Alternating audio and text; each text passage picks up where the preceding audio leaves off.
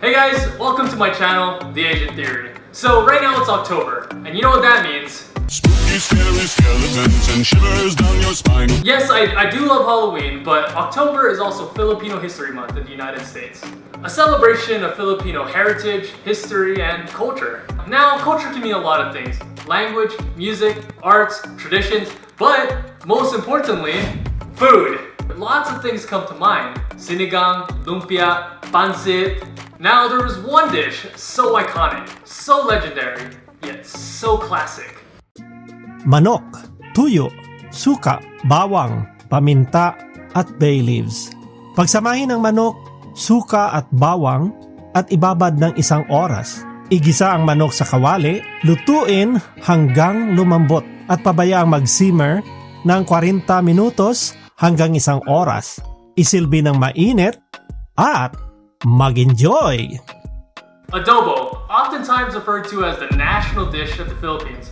So what exactly is adobo and why is it so important? Simply put, adobo is meat marinated in soy sauce and vinegar and garlic. Everything else is up to the cook. Sure, adobo is popular, and you already know that. But not only that, adobo is literally the food that shaped the Philippines into what it is today. To understand, we need to go back.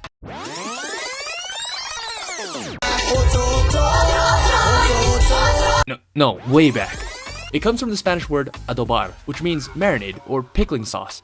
Many Spanish, Portuguese, and Latin American countries have their own version of adobo. However, Filipinos were cooking adobo way before the Spanish even set foot in the Philippines. When the Spanish first arrived in the Philippines in the 1500s, they noticed that the dish had a lot of similarities with Spanish adobo, so they decided, hey, let's call it adobo. So the original Filipino name was lost to history, so the Spanish name stuck. The full name was Adobar de las Naturales, or adobo of the native people, even originally signifying a difference between the two. The two dishes actually aren't related at all. The base of Spanish adobo is made with chili peppers and chili peppers and chili peppers. Oh, and a bunch of other spices too. Filipino adobo is made with a base of soy sauce and, most importantly, vinegar, which gives it that sour, tangy, but distinctively Filipino taste. If you've ever been to the Philippines, you know that it's really hot. And hot weather makes it easy to spoil food. And refrigerators didn't exist, so how did people preserve their food?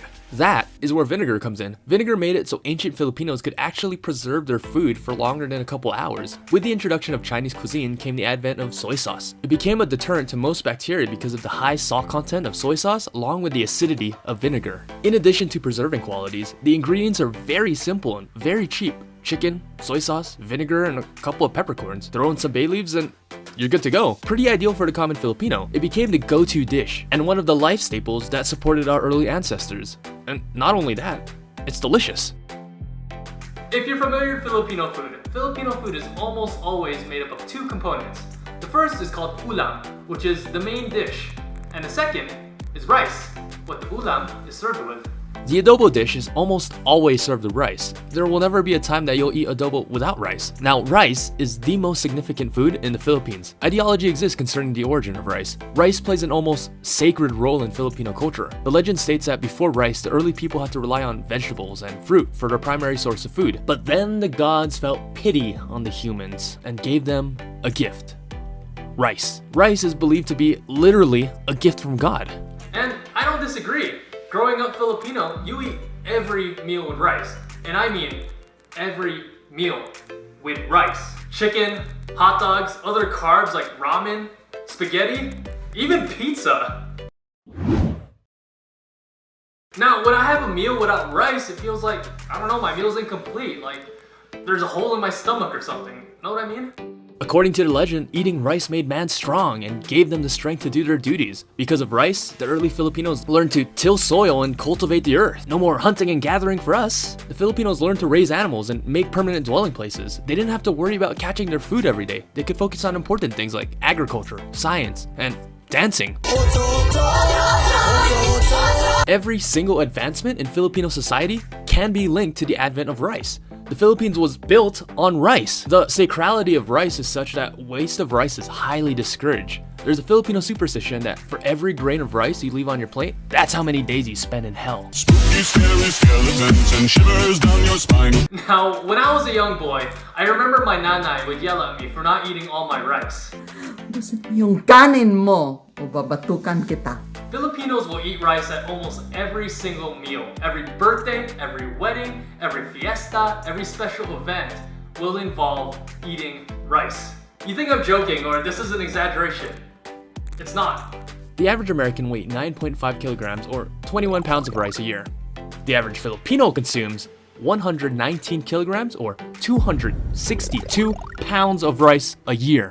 That's approximately the weight of 2.5 full-grown Filipinos. Hello! On average, 75% of a Filipino's diet will be rice. That's insane! We eat so much rice that after producing 4.5 million tons of rice a year and becoming the 8th largest producer of rice, we still need more. So, what do? Duh, we buy even more. Per capita, the Philippines is the largest importer of rice, importing 2.3 million tons of that white grain goodness. Adobo and rice is truly a special dish to the Filipino people. So special that it transcends the barriers of social class. Rich, poor, big, small, thin, hefty, young, old. Adobo and rice are linked to so many cultural aspects of the Philippines. This dish right here, which took me about an hour to make, this is Filipino history. This is Filipino culture. This is Pinoy pride.